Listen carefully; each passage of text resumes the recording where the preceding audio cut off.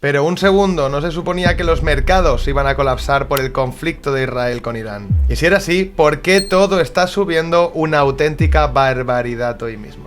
En el vídeo de hoy analizaremos la situación actual y veremos si todo ha pasado y ya vamos a continuar con esas tendencias alcistas. Analizaremos la situación del mercado tradicional con un SP500 que está rebotando una auténtica barbaridad y un sector cripto que se aleja completamente de las zonas de peligro. Y por supuesto también seguiremos de cerca esa billetera que abrió ese corto justo antes de que se diera pie al conflicto. Y aprovecharé también para responder muchas dudas que tenéis sobre ese tema en concreto. Así que vamos a ello, que hay mucho que decir.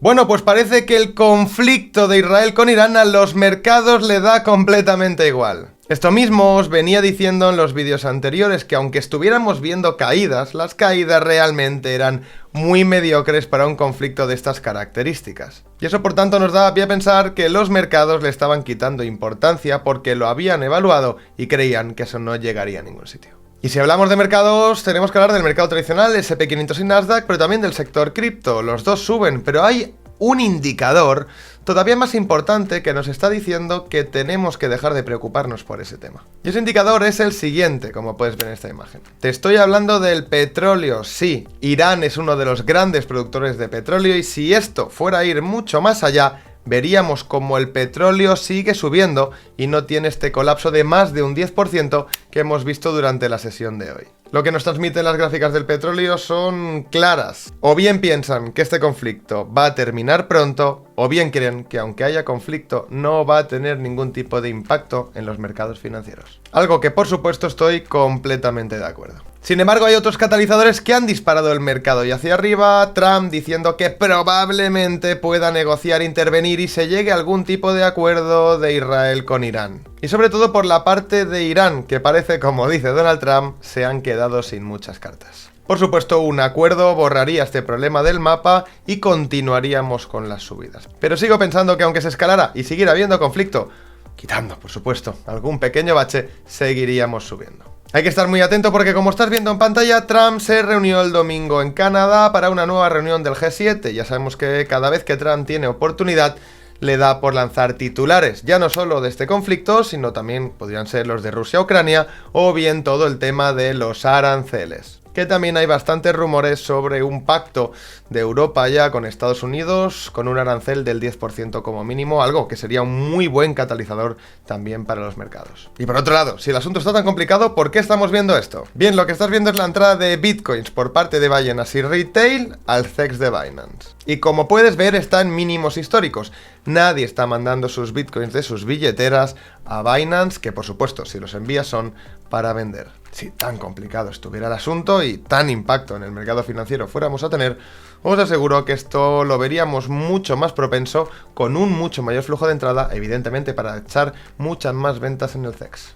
Otro dato que me parece muy relevante y que tienes ahora mismo en pantalla es la estabilización de la volatilidad que ha tenido el SP500 en las últimas 2 semanas. Porque sí, hemos tenido algún pico arriba y abajo, pero realmente, y como luego veremos en los gráficos, nos hemos mantenido muy laterales, consolidando precios y bajando mucho esa volatilidad. ¿Y esto por qué es importante? Bueno, porque nos da pie a generar un movimiento monstruoso cuando el SP500 rompa esos máximos históricos, que propulsará al Nasdaq, a todas las acciones del mercado tradicional y por supuesto también Bitcoin, Ethereum y a todas las altcoins. Así que también por ese lado tenemos datos positivos. Y a nivel financiero, menos tener en cuenta los misiles que van volando de un punto a otro y más tener en cuenta esto, que sí que es muy importante. Bien, lo que estás viendo ahora en pantalla son los datos macroeconómicos del miércoles de esta misma semana, 18 de junio. Nuevas peticiones por subsidio al desempleo, inventario de petróleo crudo, proyecciones económicas del FOM, comunicado del FOM, decisión de tipos de interés y una rueda de prensa, por supuesto, de Powell, que siempre tiende a mover muchísimo los mercados. Así que si vamos a ver movimientos muy explosivos, van a estar mucho más relacionados con esto que estamos viendo de este mismo miércoles que con los misiles que van y vienen.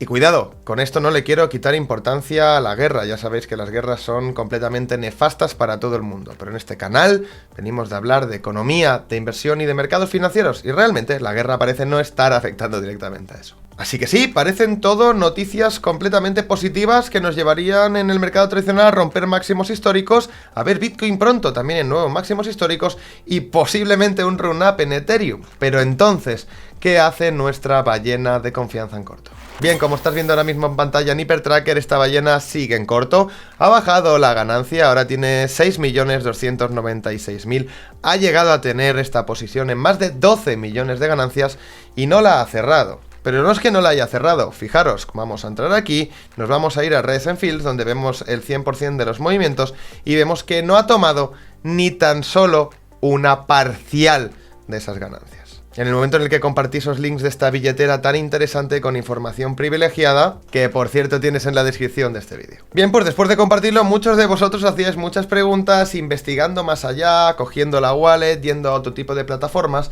y bien me dijisteis que esta wallet tiene otras operaciones en otros DEX abiertos, y me planteabais si esto podía ser una estrategia de farming, de algún airdrop, de farming, de comisiones, o bien una simple posición de cobertura. Y mi respuesta es rotundamente no. A mí personalmente, y después de investigarlo, me parece un claro trade a corto plazo, con unas horas de duración, pronto lo vamos a ver cerrado, no sé si con esta ganancia, con menos o con más, pero lo vamos a ver cerrado. ¿Y por qué va a ser incompatible tener un trade al corto plazo abierto para generar ganancias, mientras por el otro lado, esta misma billetera, esta misma persona puede tener longs abiertos, porque evidentemente cree que todo esto puede continuar subiendo al corto, medio, largo plazo? Es que no solo que lo crea, simplemente en el propio Hyperliquid ya nos lo demostraba con un long programado que saltaría en el momento en el que rompiera la zona de los $2.905. Así que personalmente esa es mi opinión y lo que yo os puedo compartir sobre mi visión de esto. De todas maneras, quiero felicitaros a todos aquellos que no os habéis quedado solo con la primera capa de información, que habéis ido al grupo, que habéis investigado y que habéis profundizado muchísimo más. Esto lo hacen pocos, así que quiero aprovechar para felicitarte. Y ahora pasemos a analizar y ver los mercados tanto técnicamente como en liquidez. A las 7:17 de la tarde tenemos al sector cripto explotando, un Bitcoin más de un 2%, Ethereum casi un 4%, al S&P 500 subiendo más de un 1 y pico por ciento en futuros. Tenemos también a todas las bolsas subiendo, tenemos también a las 7 magníficas subiendo, todas y cada una de ellas. Tenemos por supuesto también las altcoins, las top caps, las big caps, con un XRP que se está disparando hoy un 7%, las mid caps arriba también absolutamente todas. Tenemos las low caps disparadas, fijaros Virtual cómo sube, fijaros MOX subiendo un 12%, luego lo analizaremos técnicamente. Hoy sube absolutamente todo, incluso las micro caps. Y por eso, como os dije en el vídeo del viernes y del jueves, pensaba que estas zonas probablemente eran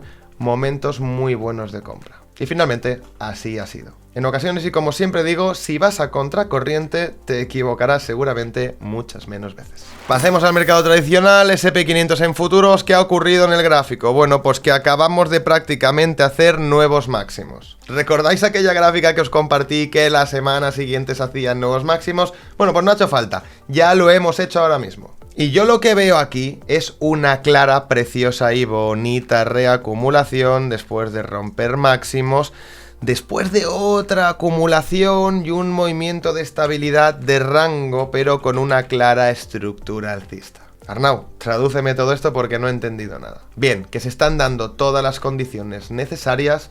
1. Para tener una vela muy potente con la excusa de cualquier noticia que nos lleve a nuevos máximos históricos en el S&P 500. Y 2, que como hemos tenido esta grandísima estabilidad durante tantas semanas, una vez ese all-time high se rompa, va a permitir de nuevo un movimiento brusco y exponencial por encima de esos nuevos máximos históricos. Como siempre digo, la importancia, ¿no?, de hacer mínimos, subir, consolidar, volver a subir y consolidar. Cuando veáis algo que solo sube en vertical, luego lo que va a ocurrir es que va a caer con la misma o mayor verticalidad todavía. Pasemos al Nasdaq, que nos indica también un poco más la versión por el riesgo. Un Nasdaq que es que ni se ha enterado.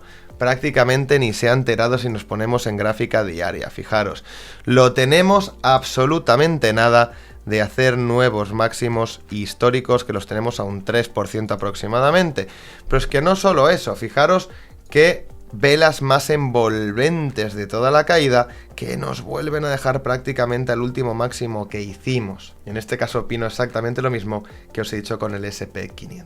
Y ahora toca pasar a hablar de cripto, análisis técnico y su liquidez, y vamos a empezar por Bitcoin porque estaba todo el mundo muy asustado. ¿Qué hicimos en el vídeo anterior? Bueno, analizamos la caída, ¿dónde habíamos venido? Punto 1, extendimos de la acumulación anterior el 50% también para que podáis ir aplicando este tipo de herramientas en vuestros propios gráficos. ¿Qué ocurrió desde ahí? Una grandísima absorción. No contento con eso, reacumuló, rompió de nuevo la trendline que habíamos perdido y vuelve a estar por encima. Y no solo eso, sino que está por encima con unas velas, por ejemplo, en temporalidad de 12 horas que son monstruosas y que probablemente apunten a atacar directamente los máximos que tenemos aquí arriba en torno a los 110.000. Algo que si pasamos a la liquidez se ve todavía más claro, porque como ya os dije también en el vídeo anterior, no había mucha liquidez por debajo y toda está por arriba. ¿Cuál es el primer punto de liquidez interesante? 108.000. ¿Cuál es el siguiente punto interesante? 109.000. Pero fijaros toda la liquidez que sigue habiendo por arriba de los 111.000, 114.000, incluso 115.000 dólares. Y esa liquidez para mí es un imán, sobre todo cuando por la parte baja no tenemos apenas ninguna. Y con Ethereum, que parecía que se había terminado todo, pues fijaros, no he tocado prácticamente nada el gráfico y lo vamos a extender directamente desde aquí. Primero la parte mitad del rango, la parte de ventas, la parte de compras y la parte de la totalidad del rango. Bien, ¿en qué punto estamos ahora? Bueno, pues este era el 50% de todo el rango y si lo extendemos hacia la derecha, veréis cómo ya lo hemos superado por completo. Y algo similar y muy parecido ocurre con la parte alta de la zona del rango, que os dije podremos estar ya mucho más tranquilos cuando veamos a un Ethereum de nuevo recuperar esa zona de los 2.600 dólares que acabamos de recuperar ahora. ¿Qué me gustaría ver a partir de aquí? Bueno, pues en temporada de 4 horas lo que me gustaría ver es que esta zona se consolide para de nuevo, y esta vez sí, atacar la parte alta del rango de Ethereum y finalmente romperla. Tenemos muy claro, y pasando a 12 horas, que cuando Ethereum rompa esta macro acumulación, el movimiento que va a dar por la parte alta va a ser monstruoso. Y ese movimiento también lo tenía prevista esta wallet que hemos venido investigando en estos vídeos. Pero Arnau, entonces, ¿cuál es la opción más probable? ¿Una ruptura del rango por la parte alta de forma inmediata? ¿O tiene más sentido esta billetera en corto que va seguramente a ganar más capital? Bueno, pues a nivel liquidez, las dos opciones son válidas y debéis de contemplar absolutamente las dos opciones. Hay una barbaridad de liquidez de los 3.000 a los 3.100, pero tenemos otra barbaridad de liquidez de los 2.300 hasta la zona de los 2.233. Entonces, uno, tus bolsas ya tendrías que tenerlas preparadas porque desde aquí, como el rango se rompa, arrancará un movimiento alcista muy importante. Y por supuesto, dos, si vemos correcciones a esta zona de los 2.300, 2.200, va a ser un momento perfecto para volver a acumular todavía más Ethereum y más altcoins. ¿Cuál de las dos será? Tan solo nos lo va a decir el tiempo. Personalmente pienso que tiene más probabilidad una rotura por la parte alta del rango que por la parte baja. Pasemos a ver al VIX, que también nos indicaba señal de compra, y esto ya más a nivel teórico. Fijaros, ¿no? Como os señalé este pico de volatilidad del VIX, que normalmente nos marca suelos locales muy interesantes para posicionarnos. Así lo hicimos, así fue, y hoy nos hemos levantado ya con estas subidas, igual que ocurrió aquí y ocurrió aquí. El indicador del VIX para mí es obligatorio tenerlo en tracking en todo momento. Simplemente enseñároslo para que lo incluyáis también en vuestras listas de seguimiento. Y analizando brevemente las altcoins, bueno, pues recordáis, ¿no? También estábamos comentando la zona de Fibonacci Optimal Price Entry, que probablemente desde estos niveles iba a rebotar, que estaba en una zona que era complicado ver caídas mucho más grandes de las altcoins.